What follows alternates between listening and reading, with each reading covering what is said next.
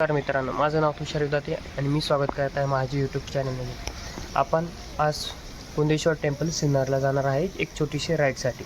तसं आपण दर्शन पण घेणार आहे आणि मी सुझुकीचे आज इंजिनबद्दल काही सांगेल की इंजिन कसं आहे. 250cc सुझुकीचं इंजिन कसं राहील आणि इतर 250 गाड्यांपेक्षा सुझुकीचं इंजिन का बेस्ट आहे हे आज मी तुम्हाला सांगेल. चला निघू.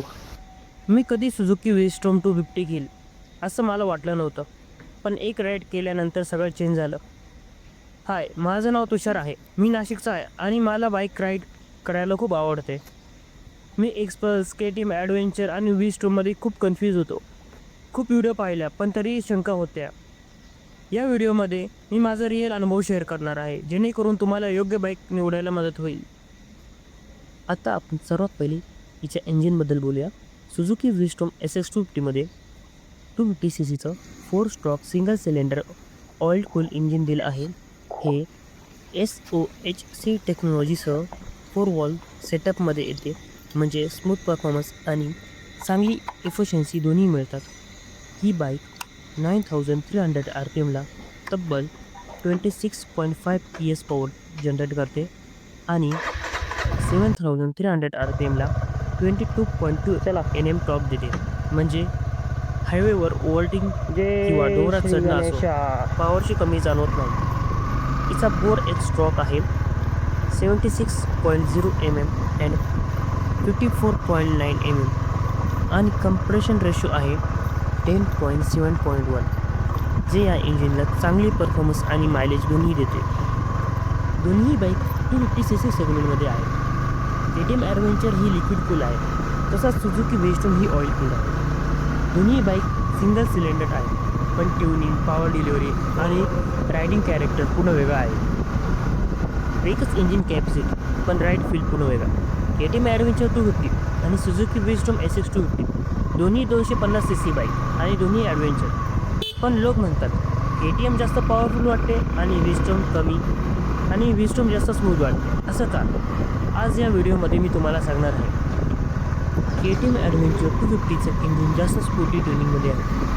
छोटं फिरवला की लगेच पॉवर जाणवते, स्पेसिफिकली मिड रेंज ते हाय RPMमध्ये. ओव्हरटेक करताना किंवा हायवेवर स्पीड वाढवताना KTM जास्त ॲग्रेसिव्ह आणि पंची वाटते, म्हणजे पॉवर थोडी अचानक येते.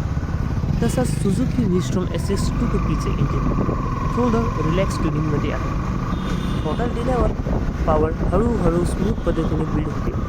सिटीमध्ये चालवताना किंवा लाँग टुरिंगसाठी ही बाईक जास्त कम्फर्टेबल आणि इझी राईड वाटते.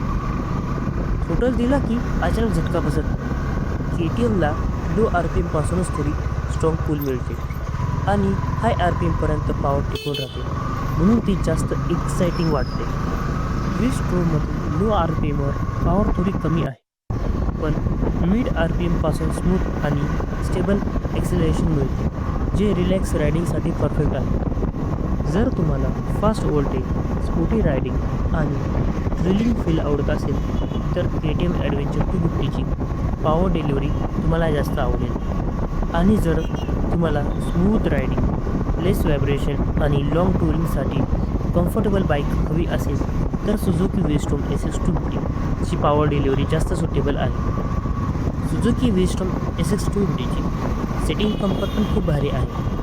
KTMपेक्षा तुम्हाला सुझुकी जास्त कम्फर्टेबल वाटेल, पण जर तुमची हाईट 5.4 असेल तर तुम्हाला KTM जास्त कम्फर्टेबल वाटेल, कारण की सुझुकीची हाईट ही KTMपेक्षा जास्त आहे. सुझुकीची सीट हाईट ही 835 mm आहे, तसंच KTM ॲडव्हेंचरची सीट हाईट ही 825 mm आहे.